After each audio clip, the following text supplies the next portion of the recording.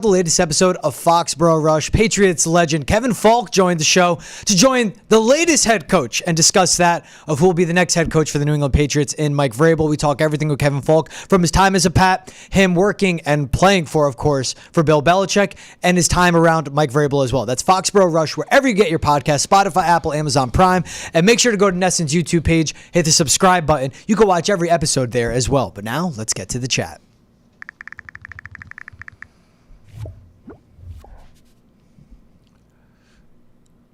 What's up, guys? George Balekji here with Travis Thomas. This is Boston has entered the chat. Welcome into the convo. We got a packed show for you guys today. Mike Vrabel has been announced by the Patriots as the 16th head coach in the history of the franchise. Vrabel, a three-time Super Bowl champion, played for the Pats from 2001 to 2008. Trav will get into that. Yep. We have Doug Kyed of the Boston Herald joining the show. Has been doing great coverage for as long as he's been covering the Pats, but also all the behind-the-scenes workings. He's going to bring a lot of great perspective into the show. We'll have that interview for you guys in a moment, and we'll go around the league as well with what's trending. But we got to start with this. Fans are excited. Mike Vrabel, new head coach for the Patriots, brings leadership, brings culture, brings established everything to what they need desperately. Patriot way. Here's some voicemail we got from one of the fans out there, Robbie from Belmont. Hey, Robbie from Belmont following back up on the Pats getting their guy in Vrabes. Look. They took the scenic route. They should have done this last year. Clearly, if Vrabes wasn't back on the market, they'd probably just stick with Mayo for one more season. In my opinion, I think that's what they do. But they got their guy. Hey, if it's McDaniels at OC, that's fine. We've seen him have success in that role. We saw him do some good stuff in Denver. We think he can handle it with Drake May. Pats are back, baby. The Pats are back. I'll listen up there. We are so back. That's it. One hire. I mean, I agree. They go the scenic route. They finally bring in Mike Vrabel. This is the guy I wanted last offseason.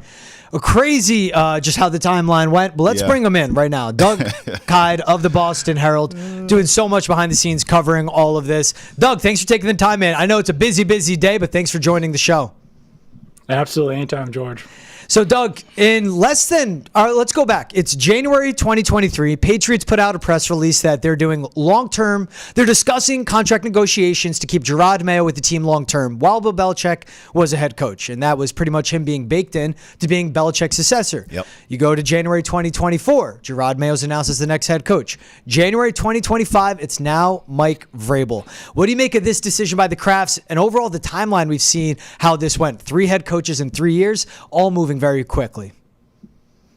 Yeah, certainly not the way I think the Krafts planned all of this. We've kind of heard ever since then that the plan was probably for Bill Belichick to be the head coach in 2023 and 2024. Then you pass the reins on to Jerod Mayo. That didn't work out. With back-to-back 4-13 seasons, Bill Belichick gets fired after 2023.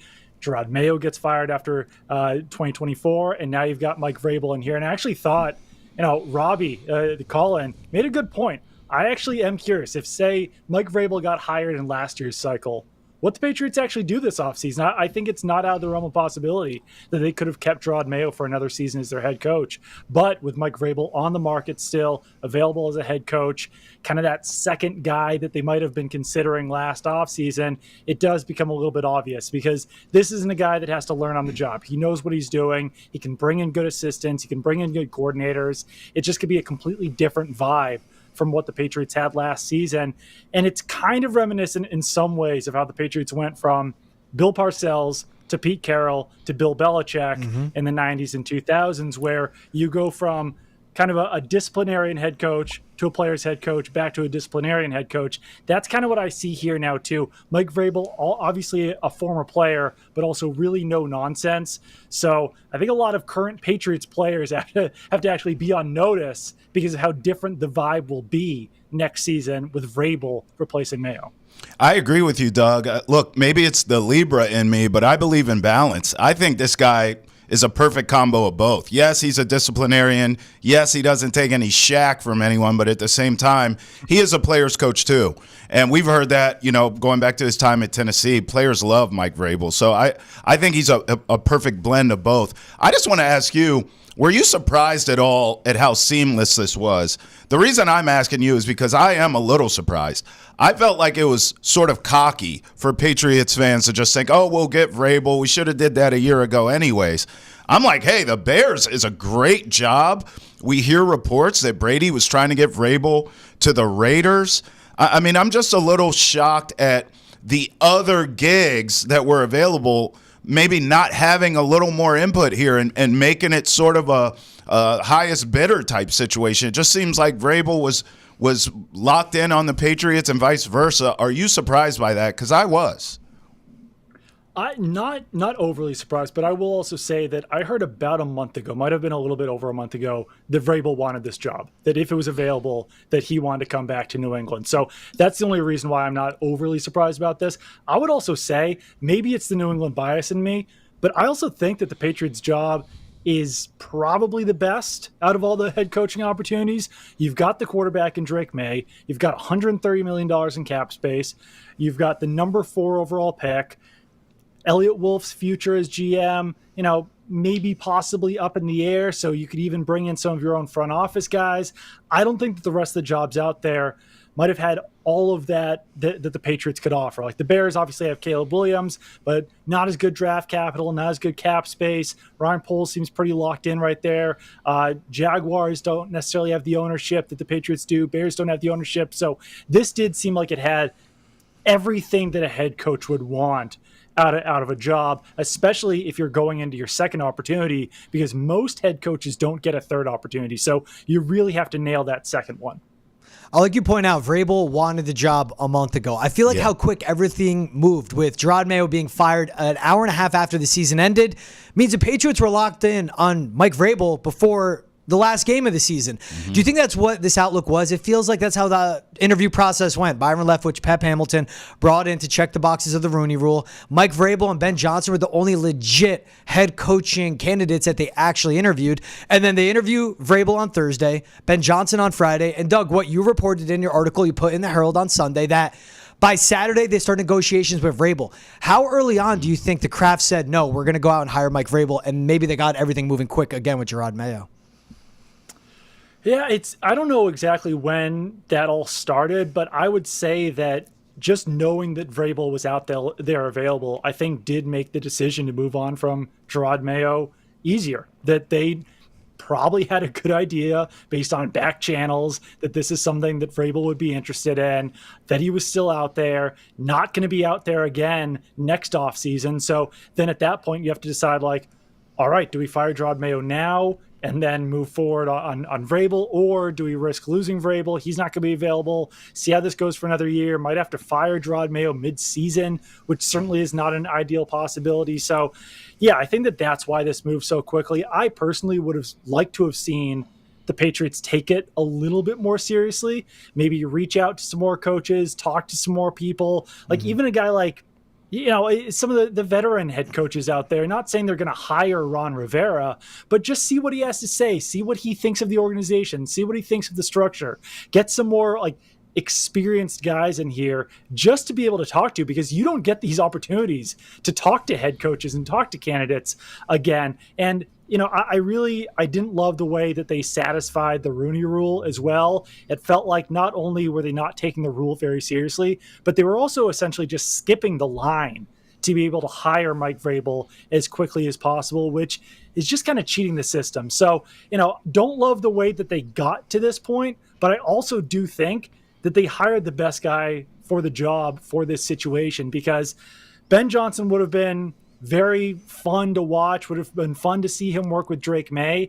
But I also think it would be a tough sell for Ben Johnson to be another first-year head coach, learning on the fly, having to bring in veteran coaches around him, and just hope that all of that goes better. I like that ending point. I also like what you brought up with the coaching search, but let's start with Ben Johnson. Why, in your eyes, Mike Vrabel over Ben Johnson? I think it is just the experience. Like Mike Vrabel, he's been around. He's been at Ohio State. He's been with the Texans. He's been with the Titans. Now he's been with the Browns. So he can assemble a good staff of veteran coaches. That's something that Jerod Mayo couldn't do. It's also something that Ben Johnson might struggle to do a little bit. But it is also just, having that experience of being a head coach before. I mentioned, like, he doesn't have to learn on the fly. Last year, Jerod Mayo really had to learn how to be a head coach while he was already a head coach. I think it's difficult to do. And I don't know how Ben Johnson would have even looked as a head coach. You know what you need out of Mike Vrabel. You know what you're getting. It brings a much higher floor. And right now, with the state of the Patriots organization, we saw what Gillette Stadium looked like in week 17 and week 18. Mm-hmm. It was half empty. You had boos. You had chance of fire Mayo. Like, if you don't bring that high floor, who knows when the fans are coming back at that point. Now, at least with Vrabel, you know that he can improve the team. He knows what he's doing. Might not be quite as high of a ceiling with Drake May, but it's just, like I said, that high floor that he can bring the organization back to respectability. Doug, I got to ask you about Elliott Wolf because, look, I said I think Elliott Wolf and Jerod Mayo should be paired together, as in both of you get to stepping out of here. And my thing is this. As the season went along, we saw the Patriots team regress in a lot of ways. In other words, we did not see improvement from the head coach. I understand that it's hard to see improvement, tangible improvement from a GM, but at the same time, you know, Elliott Wolf's draft class gave you nothing outside of Drake May, who was an obvious choice at 3. So I don't even like giving him a ton of credit for drafting Drake May. That was an obvious choice. I guess two-part question. Do you sort of see it the same way I do with Elliott Wolf, A, and B, how do you think his fit will be with Mike Vrabel? Yeah, Travis, it's a really good question. I personally have a hard time moving on from a GM after 1 year, just because I don't think that you're getting a great scope of what he can do. And obviously the draft class looks bad right now, but let's say like 2-3 years down the line, a lot of those guys start emerging.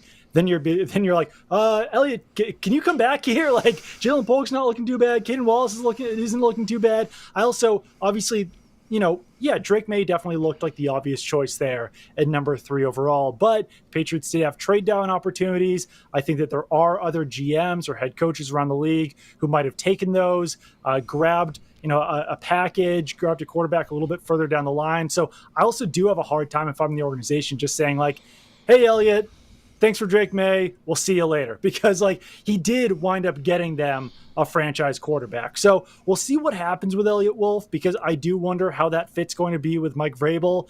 It was somewhat of an arranged marriage with Jerod Mayo. Obviously, they had known each other since they had worked with the Patriots, but they weren't necessarily like a package deal. Neither one of them really picked each other. And now that's going to be the same thing with Mike Vrabel. But, you know, it does seem like Mike Vrabel is going to be able to bring in some of his own front office people. There's already been reports that Ryan Cowden's going to be coming in from the Giants. He worked with Mike Vrabel with the Titans. I had reached out to someone a few hours ago about Cowden, and I was told that it was the worst kept secret in the NFL that Vrabel wanted to bring him along to the Patriots. So whether that's going to be above Elliott Wolf, below Elliott Wolf, they are at least going to be bringing other people in. And listen, I know what Patriots fans think of Elliott Wolf. I know what I do personally think that it's harder to judge a GM after 1 year than it is to judge a head coach, because you're seeing the head coach week after week after week after week. Mm-hmm. With the GM, you're basically seeing the offseason, and then you don't see him again until the offseason. So definitely curious to see how this goes in year 2 for Elliott Wolf, as long as he does stay atop the front office. Yeah, Ryan Cowden, reports coming from Charles Robinson of Yahoo Sports that Ryan Cowden will be, in addition to the Patriots personnel mix, no GM title, and Elliott Wolf will retain personnel power in the building as well. Vrabel's choice, as you just said, Doug, is Ryan Cowden. How do you see that working out, though, with the leadership in the front office? Does that mean the Patriots still go out and get a general manager? Right. Or is it going to be Ryan Cowden's the addition, and then Elliott Wolf still holds a lot of power leading the front office with Cowden, I suppose? I really wouldn't be surprised if Vrabel winds up having a lot of personnel control as well. And maybe this becomes somewhat of a messy situation for the Patriots, where you've got the Patriot or like Krafts guy at the top, Ryan Cowden below him, but Vrabel also having a say. So they really need to figure this out. They have to nail that down, figure out who's going to be credited, who's going to be to blame. But I also do think that, let's say that Elliott Wolf does keep that job atop the front office for this season, and if this year doesn't go great, I think that he would wind up then being the scapegoat. Then you probably wind up promoting Ryan Cowden. But one more thing just on Wolf, and you know, the draft, some of the free agency moves, a lot of them 100% deserves the blame. Yeah. I don't think that the coaching staff from last year can be forgotten as well, just because like there really wasn't a lot of player development within the Patriots last season, especially at wide receiver. The offensive line was a mess. Yeah. Basically from the time that staff was hired in February or March or whatever it was, I was looking at being like, oh God, this is going to be a mess. Like, this is a lot of guys in their first year on roles, and that really played out last season. So definitely also curious to see what that 2024 draft class looks like with actual position coaches, developing them and teaching them this season. So I want to go back to the article that you and Andrew Callahan put out in the Herald. You go back, I mean, what was it, a week ago? I mean, it's all moved so fast, but it was like 3 days. Right. Thank you. It's so detailed. It has so much key Really info good. behind the curtain. Like, you and Andrew, as always, do an excellent job covering the team. Yep. And you give Patriots fans and people that cover it like us so much more perspective to it. Elliot Wolf, in that article, you guys said Elliot Wolf did help in hiring the coaching staff, like an Alex Van Pelt. So there's a first-time head coach, D coordinator, offensive coordinator, wide receivers, linebackers, offensive line coach, special teams coordinator as well. Maybe I'm missing one from there. But to all that, you bring up the coaching didn't help with the development. Is Elliot Wolf, did he have as much say in hiring that coaching staff as we see from reading that? Or was it still he doesn't deserve full blame on that? Because to me, that's a huge red flag in his tenure as well. You brought in all these inexperienced guys from your overlaps with the Packers and the Browns, and it didn't pay any dividends at all for the Patriots. It was basically like Elliot Wolf was kind of forced to do some of those hires just because Jerod Mayo knew no one. Yeah. So Van Pelt was definitely an Elliot Wolf guy because they had known each other from, I think, the Packers and maybe also the Browns. But then there was a lot of guys on staff, like Tyler Hughes, the wide receivers coach. He had been with the Patriots before. Obviously, Dante Hightower, the linebackers coach. He was a Jerod Mayo guy. DeMarcus Covington was a Jerod Mayo guy. Offensive line coach Scott Peters, he came from the Browns, so he would be more of an Elliot Wolf guy. So it definitely is, about half and half. But I would say that in most cases, you want that staff to be assembled by a head coach because they're the ones who are going to be working with them every day. In this case, it was almost forced for the GM to have to use his connections to hire guys. And I think it was also an element where there was a lot of coaches around the NFL who were like, I don't know if I want to join this team with a first-year head coach. Seems very inexperienced. We don't know anything about him. I think that's one of the reasons why they were having such a hard time, especially finding an offensive coordinator, just because there was no one who really wanted to take that job. And in the grand scheme of things, they were making the right choices because now Alex Van Pelt did take the job, and he's probably going to be out of that job after a year. I think it's a great point that you make in all of that for looking at the staff first-year head coach. What you get with Mike Vrabel, played for 14 years, has been coaching between Ohio State, the Texans, and the Titans, of course, since 2011. So, A, how sought after is now being an assistant for Mike Vrabel? B, Doug, who's his offensive coordinator going to be? It's certainly a lot more sought after than, like, let's say the Patriots had kept Jerod Mayo, but fired Alex Van Pelt and DeMarcus Covington. That was a popular scenario at the end of the year. I don't know who they would have found to be the offensive coordinator or even the defensive coordinator, knowing that they might be out of a job in like 7 months, 8 months, whatever it would be. So now with Vrabel, I think that it is much more highly sought after, especially with Drake May at quarterback. So I think that OC job certainly could be sought after. There's been a lot of reports that Josh McDaniels could wind up being the OC choice. I think that's a safe one. It's kind of what I was saying earlier, where it's like kind of a high floor, maybe not necessarily the highest ceiling. But I mean, the last time Josh McDaniels was the offensive coordinator in New England, the Patriots ranked 6th in scoring that season in 2021. And that was with Mac Jones at quarterback, not a lot of talent otherwise on the team. So certainly wouldn't be the worst choice if it is Josh McDaniels. I know he stayed local, so it would be easy for him. He knows Mike Vrabel from their time with the Patriots. But some other guys to look at, Tommy Rees, he was with the Browns last year with Mike Vrabel. He's been the offensive coordinator at Notre Dame and in Alabama. He's kind of like a younger, hotter offensive coordinator candidate. And just some of the typical guys that are out there otherwise. Josh McCown, he's a quarterback's coach right now, so he could take the job. Nick Caley was one who turned down the offensive coordinator job last year. He's still hanging around with it with Rams. Tim Kelly and Todd Downing, those are two guys who worked with Mike Vrabel. Those are also kind of lower ceiling type guys. And then Ken Dorsey was just fired by the Browns. I don't know how not the greatest possibility there, but he had some success with the Bills in the past, helping to develop Josh Allen. And then you could throw Alex Van Pelt in there as well. I don't think that he'll wind up probably retaining the job, but he did a good job with Drake May last year. Wouldn't be the worst thing to keep the same kind of offense intact, which is something that would be the case with Tommy Rees or even with Ken Dorsey, since they would be coming from the Browns. A lot of the same terminology would carry over for May for a lot of the younger offensive players. But I don't know. I'm really curious to see if they can get an even better candidate, bigger candidate. I'd like to go as creative as possible with that role just to see what the Patriots could unleash with Drake May at quarterback. Doug, it's crazy. You named all those names, and I want McDaniels out of all of them. I mean, like literally, like out of all those names, I was just waiting for someone that was more intriguing than McDaniels. I couldn't find one.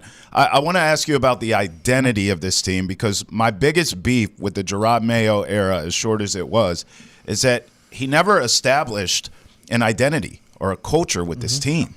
And I know, just from Mike Vrabel's background and the fact that Vrabes was a player here, that overnight now, like literally tomorrow morning, your culture is set. You have an identity. You're tougher. You're not going to make as many mistakes in terms of penalties and turning the ball over and things of that nature. Clock management at the end of the game is going to be managed much better. You're buttoned up, if you will. Talk to me about what you see in the Vrabel, sort of the difference between Mayo and Vrabel's Patriots. Yeah, I think that Vrabel's just going to be a lot more direct. Like, no one's going to be doubting what he means, what vision he has set, what he wants from players. With Mayo, it was really like a player-led team, but they didn't necessarily have the veteran leadership to be a veteran-led team. And I mean, even in the piece that Andrew and I wrote, you had people saying that, like, he kept talking about these North Stars and was like, all right, well, are you going to share them with us? Can you tell them what they are? What is the goal here? What is the identity here? So I really don't think that there's going to be any question about what the Patriots' identity is. I think that was one of the strengths that Mike Vrabel had. And, players do, like you were saying before, Travis, like, he is a player's coach. Yeah. But he's also not going to let the players run the show. Like, I think that some of the quotes that we were seeing from players really throughout the season, whether it was the wide receivers, whether it was Jelani Tavai about the fans, whether it was Devon Godchaux kind of always, deflecting blame from the defense, those are things that I think will go away, because now you have a head coach in place that, I don't know. I mean, like, I'm not going to say that players are going to be like fearful of him, but they also are going to know what the limits are. And that was another thing that I was hearing a lot last year, is that, like, players were just never really told what the line was, especially when speaking to the media, whereas, like, people kept waiting for Jerod Mayo to step in and be like, all right, this is the line. Do not cross this line. That will be a lot more evident now with Mike Vrabel as head coach. It may not be fear, but at least they're going to respect him. And nothing against Jerod Mayo again, but like respect. Mike Vrabel comes with the confidence, obviously the experience. He's done it before. He's played it. He's been there. He knows it. The respect will go a long way in establishing the culture. A quote that jumped out to me when the news broke, Teddy Bruschi was talking on ESPN. He said this, Doug. Quote, I'm a little bit surprised that this happened because there are some people upstairs in the organization that want to be heard. Sometimes they're going to have to take a little bit of humble pie and understand your opinion doesn't matter on this one because there are people in the building that know more.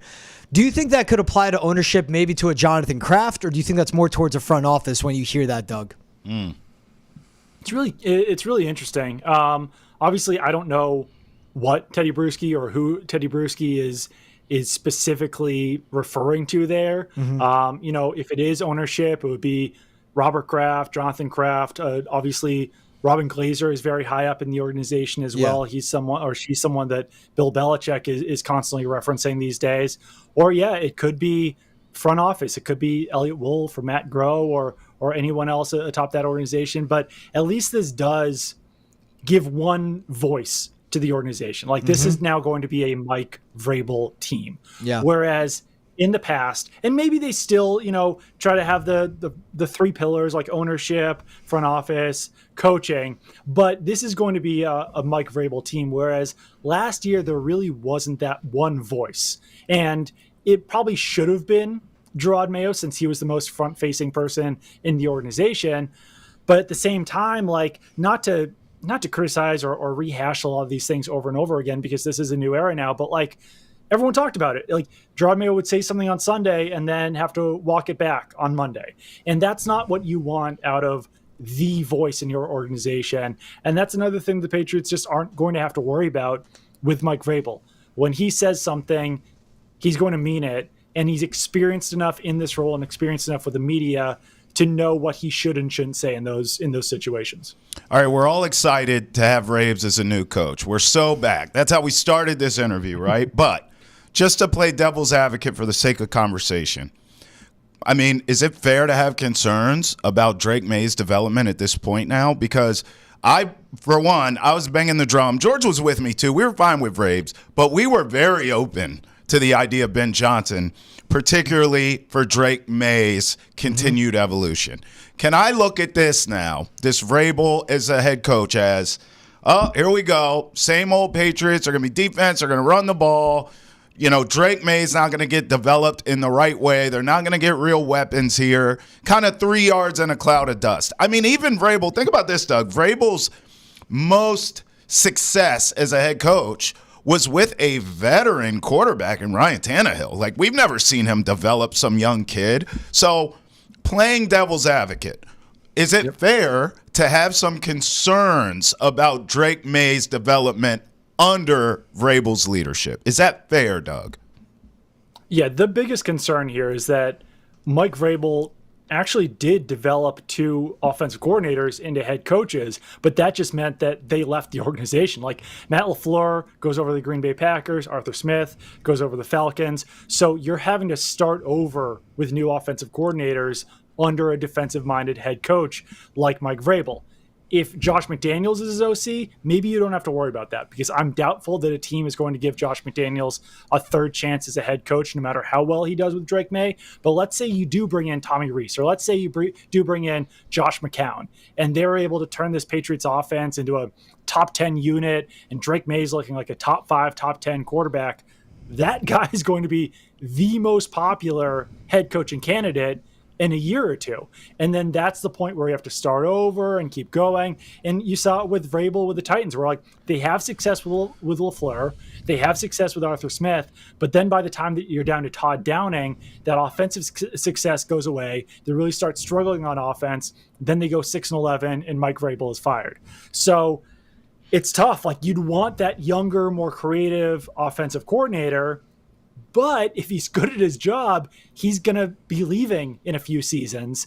Whereas if you bring in kind of a more veteran guy like Josh McDaniels, maybe you don't have as high of a ceiling, but at least you allow Drake May to develop under him. So in an ideal world, you would want an offensive-minded head coach who could develop with Drake May for the next 15 years or whatever it is. But it didn't work out that way. I do still think that this is the best place for this organization to go at head coach.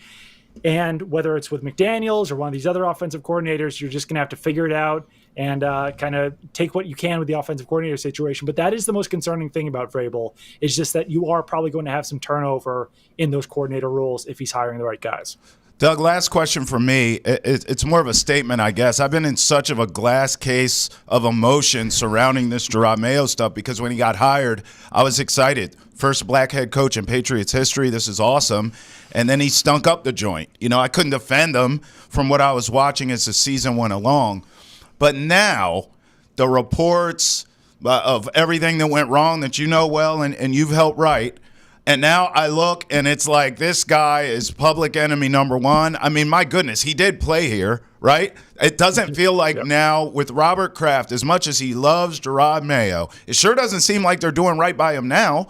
What happens to Jerod Mayo? I do not see the same kind of energy of let's give this guy a chance. Let's support this guy. Let's stand by him. And then when everything goes to hell in a handbasket, everyone's turned their back on this guy, and I'm seeing slander all over the timeline.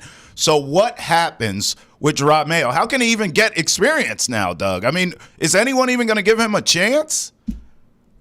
It's a really good question. And, I would like to see, Jerod Mayo brought back at some point in the next 5 to 10 years. I think that Patriots fans, not as a coach, but brought back to the stadium to honor him, to do something for him, because I do think that Patriots fans will forgive and forget at a certain point with him. But just as far as his next role, it's a really good question because he's never been a coordinator. So I could see a situation where, I know people have brought this up before, like with Mike Tomlin when he hired Brian Flores as a linebackers coach. Like, get him back going, develop him as a coach, let him get the public perception, improves a little bit. Then Brian Flores goes to the Vikings, becomes a DC, and now he's a head coaching candidate. So maybe something similar happens with Jerod Mayo, where like a veteran coach brings him in as a position coach, lets him develop for a year or two, then he gets hired away as a defensive coordinator, and then maybe say like 5-10 years down the line, when he's ready to be a head coach, then maybe those possibilities start coming up for him again. But I am really curious because like he's only been a coach for 5 years. So I think this is also something where it's like, I have no idea what he's feeling right now, what he's thinking, what he wants to do. But like, I think he also has to answer that question of like, do I want to keep coaching? Because he got a good contract. He's got the Patriots have to keep paying him. So he's not really in a rush monetarily to go somewhere. He made a lot of money as a player. So that's really on him, whether he wants to start building back up to whether he wants to be a head coach again, or if he just decides to do something different. But the best possibility for him to build himself back up as a candidate is probably taking that same route that Brian Flores did. I like that you bring that all up on what the future of Jerod Mayo can be. Hey, Doug, final one for me. With Mike Vrabel now being the head coach, he's coming off a season where he was with the Browns as a coaching and personnel consultant. Right. So he saw how the Browns front office runs things and removed Deshaun Watson from it because that was something forced on ownership by the Browns. But they've drafted so well, defensive line, tackles, cornerback. They knew how to add the right receivers. Great Look at how roster. they built their quarterback room to keep that offense afloat. I say all that. Do you think Mike Vrabel, getting that experience in Cleveland, now that he accepts his job with the Patriots, is saying the Patriots are going to get more modern with how they approach personnel, evaluation, and I would say just overall resources in a front office and a coaching staff? More money, more people, more bodies, because the job is so difficult now. Yeah, I mean, I'm curious to know if that was part of his interview to be requesting some of those things.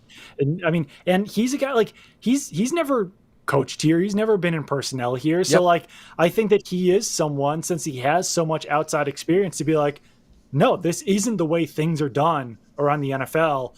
We need to modernize things. We need to change things. So I think that that's something else that he brings, where it's like, yeah, people look at him as just being like, all right, the Krafts want to just go with someone that they know, someone who's been with the Patriots before. But that was certainly the case with Jerod Mayo, where he didn't know any better. He had only coached and played in New England, hadn't been with another team since he was in college at Tennessee, whereas Vrabel knows how things work in the NFL quite a bit better based on all of his stuff. So that would certainly be the hope that that's part of this for Vrabel, that he took the job with some of those assurances, but we'll just kind of have to see how it goes. I do think it's a good sign that the Patriots already are, reportedly willing to bring in a guy like Ryan Kyed to a position that might not even be known yet at this point. Like, that title might not even be known, but they're just saying like, hey, listen, we're willing to add more bodies. We're willing to pay for someone that you want to come in and help this front office.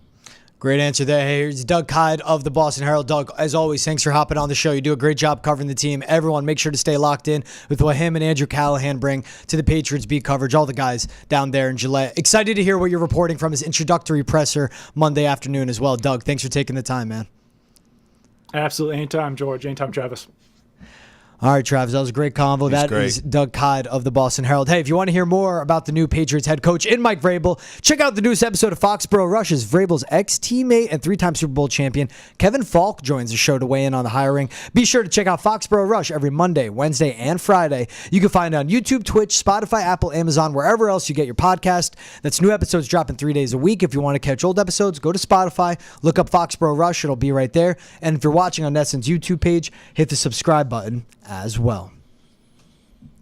Great combo with Doug Kyed there. Now let's get into what's trending, man, because the NFL doesn't stop. So let's start with Jets head coach hopeful Rex Ryan's immediate reaction to the Mike Vrabel news. He said on ESPN, hopefully I get to kick this guy's ass twice a year. Come on, Rex.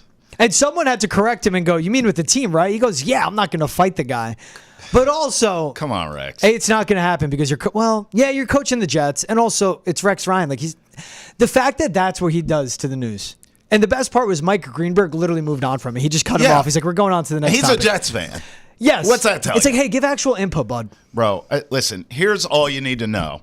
This phrase that you just said, Jets head coach hopeful, Rex Ryan.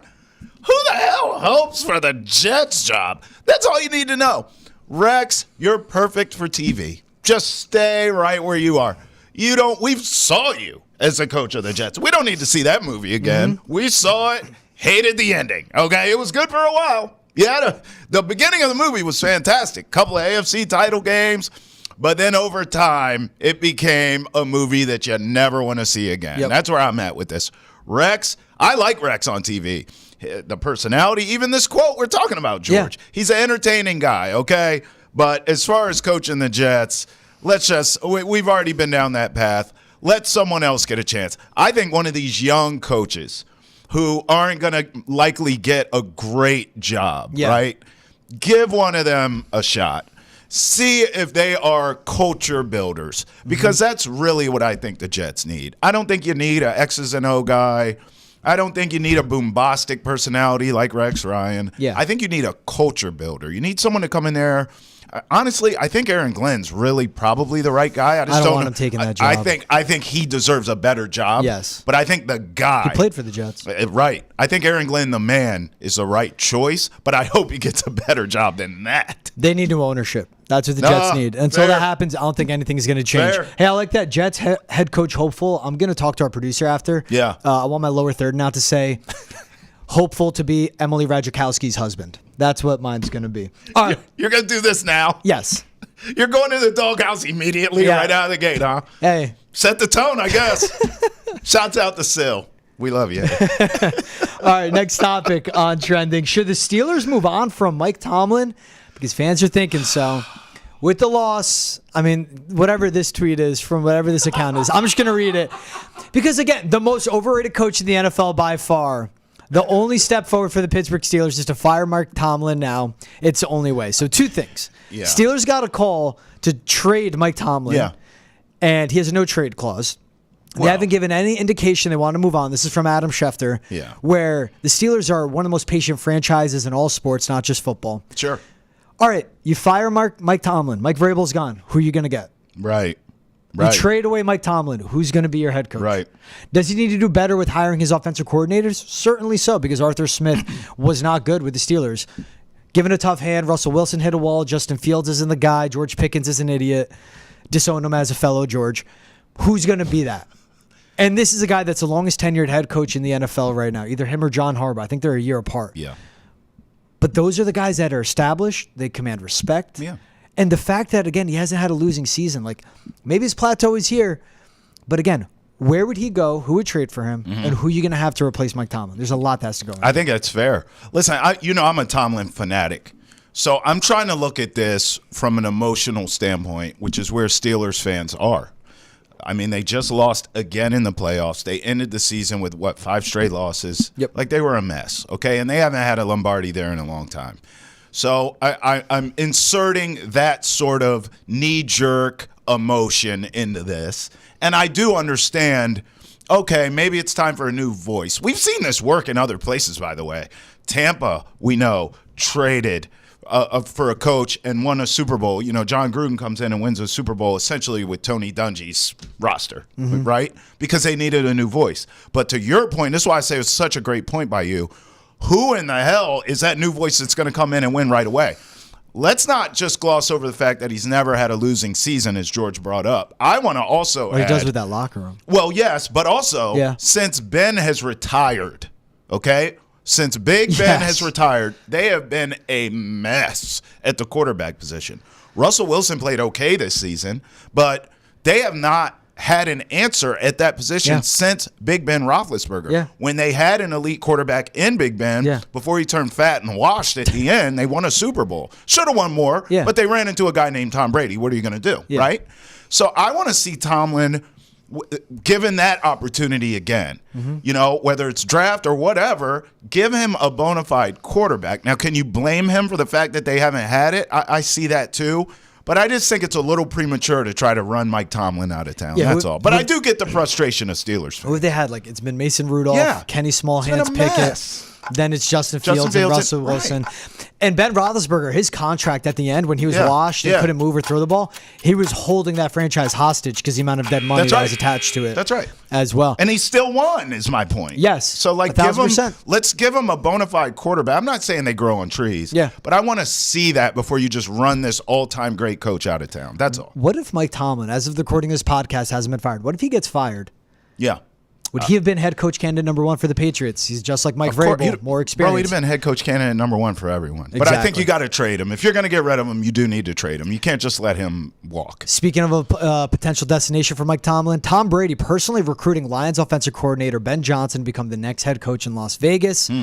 He's imploring the offensive coordinator to consider the Raiders' head coaching opening. Raiders have the number 6 pick. They got some cap space, no quarterbacks in the picture. They have Tom Brady. I don't know how much weight Tom Brady being an owner carries that would make someone want to go there, because now Mark Davis has sold more minority stakes to venture capitalists. He doesn't have as much say as before. But if you're Ben Johnson, I mean, it's Bears, Jaguars, Jets. Other jobs could open up potentially.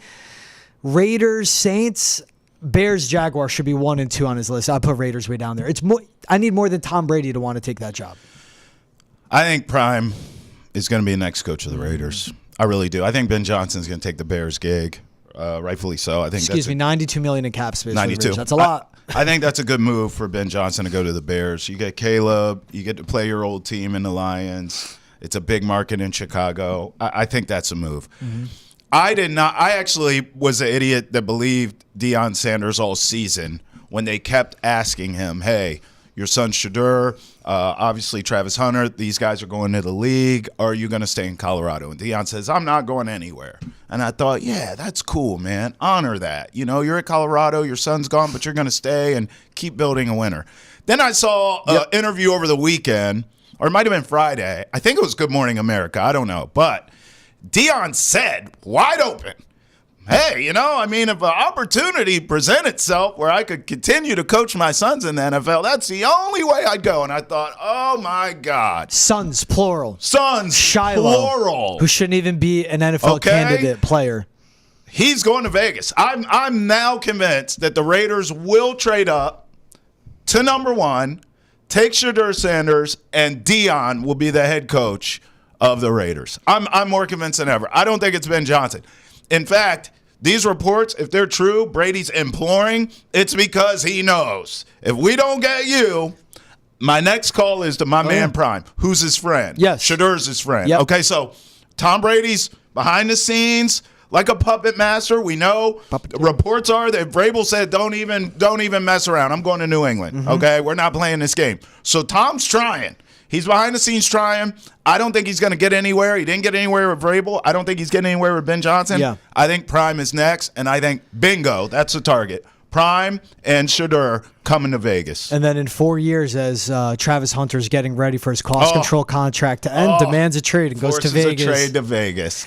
Look, they have the number 6 overall pick. They can trade up. That would certainly implore Deion to go there, or Ben Johnson. If I'm Ben Johnson, again, I'm taking my time, because if that Eagles job opens up, if Nick Sirianni has an utter failure in the postseason, and again, he's been the common denominator, the issues with the Philadelphia Eagles. If I'm Ben Johnson, what do they have? Good offensive line, good run game, deep receiving group, smart quarterback. That would be the number 1 job for Ben Johnson, not the Bears. That's a number 1 job across the board. Real quick, if you're enjoying the conversation, be sure to tune in Monday through Friday for Boston Has Entered the Chat. We talk about all the latest news in sports in Boston and around the country each and every day. You can find us on YouTube, Twitch, Spotify, Apple, Amazon, and wherever else you get your podcast. Trav, quick convo I want to have here, because this is something I'm thinking. Ben Johnson's not getting the Patriots job. And to me, if I was Ben Johnson, here's why I wanted the Patriots job over the Bears job. Sure. Even though the Patriots roster is much further behind. You have to compete with the Bills every year. The Bears job seems like the number 1 job for me. So you're going to compete with the Vikings, right, who missed the 1 seed in the NFC by 1 game. Yeah. The Lions, who are the 1 seed in the NFC. Yeah. And the Green Bay Packers. Sure. If you go to the Chicago Bears. Yeah. You go to the Patriots, where do you see Ben Johnson ending up? And I'm going to throw out that Philadelphia Eagles possibility out there. Yeah, I'm not putting the Eagles in there. So for the sake of the convo, cheating. I think there's only two places that make sense. I think the Bears is easily number one. And if I'm Ben Johnson, I'm not playing any games here. That's where I'm going. I get Caleb. They have weapons there. They have a GM who's respected around the league. I know his seat's preheating a bit, but he seems like he knows what he's doing outside of offensive line. Yeah. But if you're Ben Johnson and you're the genius everyone says, you should be able to work around that. I think Chicago's the best gig, and it brings them into modern times, like we've been talking about the Patriots. They haven't had a quarterback and a reputable offense since forever, okay? So I think that works. It's a big market there, big media market, all that. So it's great. If you can restore the Bears, you're a genius that everyone says you are. I think the Jaguars is the other one, just because of Trevor Lawrence. Now, I have my trepidations about Trevor Lawrence because if Doug Peterson couldn't get the most out of him, it's easy to bang on Doug Peterson now, but he is a quarterback whisperer. The guy outcoached Belichick with Nick Foles for a Super Bowl. Sorry to bring it up, but it's a fact, okay? If he can't maximize Trevor Lawrence, I'm not convinced anyone can. Maybe Ben Johnson can. I think Ben Johnson that would be can. the other place I would look at. I like it. I think the Bears is a top one because as much as I say how tough the path is, man, scared money don't make no money. That's right. And look, they have a ton of cap space. They have Caleb Williams, where his biggest issue is seeing the field, making reads, and getting good coaching. Yep. Shane Waldron was an utter failure as a play caller. So I do like to keep Caleb Williams separate from what he was working with Shane Waldron. You bring a Ben Johnson into Chicago. Yep. It is what it is because where else is he going to go? Hope Zach Taylor gets fired from the Bengals? Well, all right, cool. You got to go through the AFC North. Right. What is he going to hope with the Eagles? I mean, let's see what's happening with the NFC East now, with the Commanders rising. It's going to be tough to get to the postseason wherever you go. I think the path in the AFC is easier to get into the picture than compared to the NFC. I think he takes his time, and rightfully so, because I think he'll be coaching until February, and other jobs could potentially open up. If a Steelers job somehow opens up, if an Eagles job somehow opens up, that changes a lot for a guy like Ben Johnson. The NBA season is here, and the big question is, will the Celtics repeat and claim Banner 19? You can find everything about the NBA and its culture on Nesson's basketball podcast, Hold My Banner. Available on YouTube, Spotify, Apple, Amazon, wherever else podcasts are found. That is Hold My Banner, hosted by Travis Thomas and Ante Campbell, wherever you get your podcasts, Spotify, Apple, Amazon Prime, iHeart, Pandora as well. All right, Trav, let's get to it for Minnesota and the Rams. Oh, man. Wild card game. Playoff. Monday Night Football, 8 p.m. kickoff. This game was supposed to be in L.A., moved to Arizona because of all the fires happening out in L.A. It's obviously an awful situation for anyone dealing with that. But so this game has been moved to Arizona.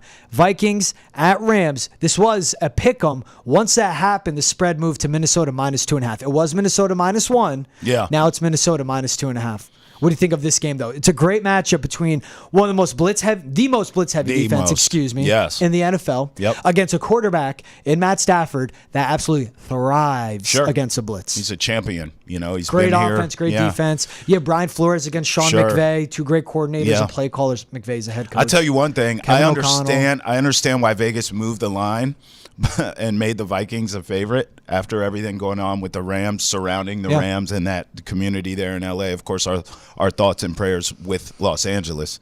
But I'm going to tell you something.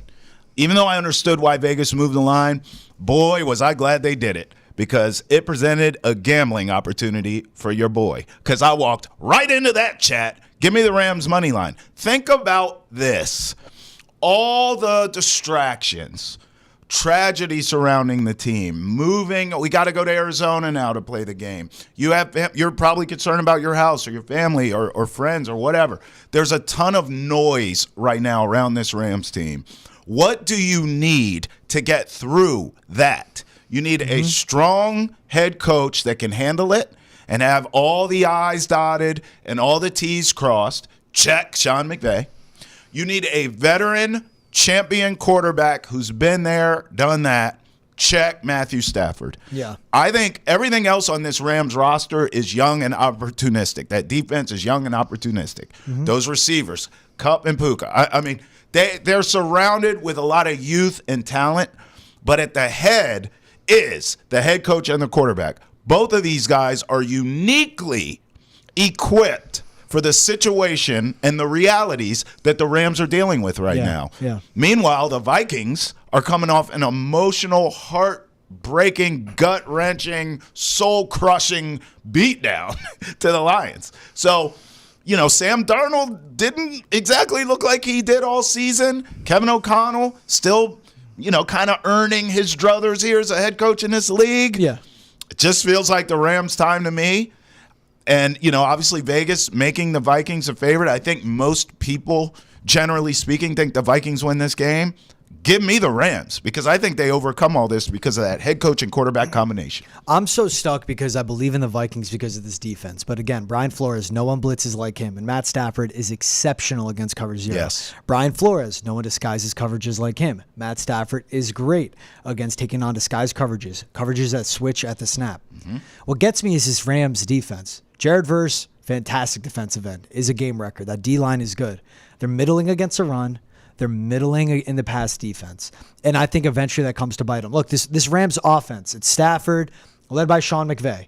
It's tough to find a better quarterback head coach combo in the postseason, not named Andy Reid and Patrick Mahomes, that you would trust more than those two, right?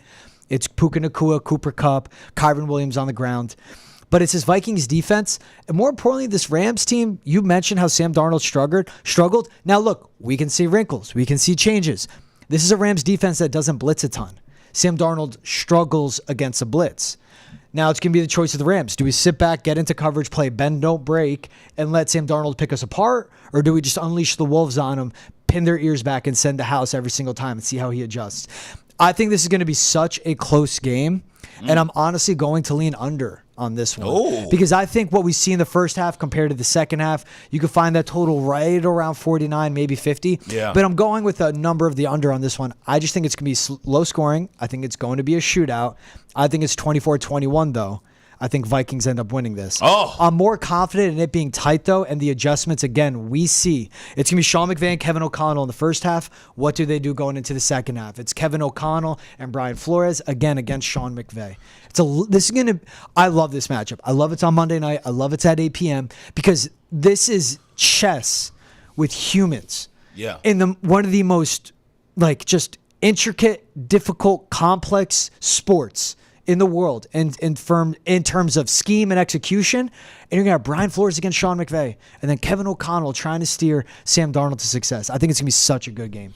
Okay, so you went 24, would you say 24-21 or 20? Vikings. So I have them covering, but I just like that under more. I'm going to go 27-23 Rams. 50. And I'm going to tell you who steals the spotlight, surprisingly, here. I'm going to take this young Rams defensive line, particularly Jerod Verse. I just think they're going to make Sam Darnold's life hell. I hear what you're saying about the blitz.